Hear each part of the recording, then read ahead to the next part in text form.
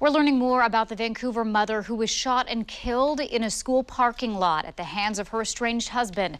Deputies say Tiffany Hill had long-standing concerns over domestic violence involving Keeland Hill and was trying to get help before she was killed. Fox 12's Kelsey Watts explains that it turns out prosecutors had grave concerns over her safety as well.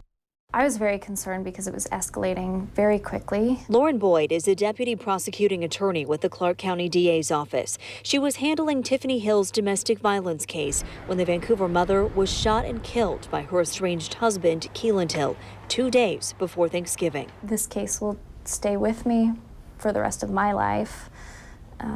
I can only imagine how the family's feeling. That's her in the lower left of this courtroom video on November 15th, asking a judge to raise Keeland's bail to $2 million. I have grave concerns in this case. Those concerns date back to September, when deputies say Keeland was arrested for domestic violence and was given a no-contact order.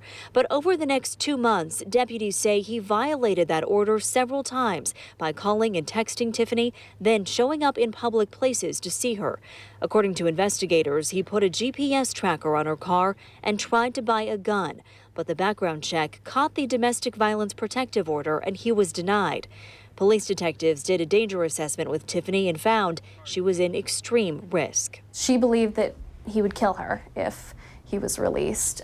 He'd taken, in my opinion, steps demonstrating to us that he was a grave danger to her. At that November 15th bail hearing, a woman read a statement Tiffany wrote. This violence has been going on for several years, and I've been praying for a safe way out. He's going to kill me if he's given the opportunity.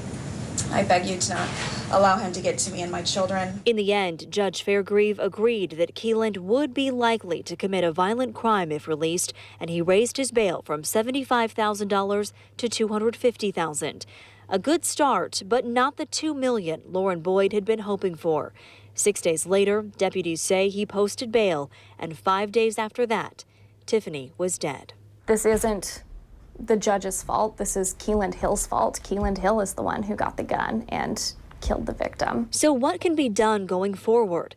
Boyd says she'd like to see the law changed so that anyone who tries to buy a gun in violation of a no-contact order would have their bail revoked and would stay in jail pending trial. Because domestic violence, as we tragically saw here, can go from misdemeanor to murder in a second.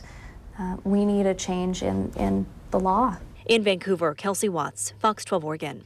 And we reached out to the judge who made that bail decision, John Fairgrieve. His office tells us he's declining to speak on the specifics of this case, but he is set to sit down with us tomorrow about those bail decisions and how they were made.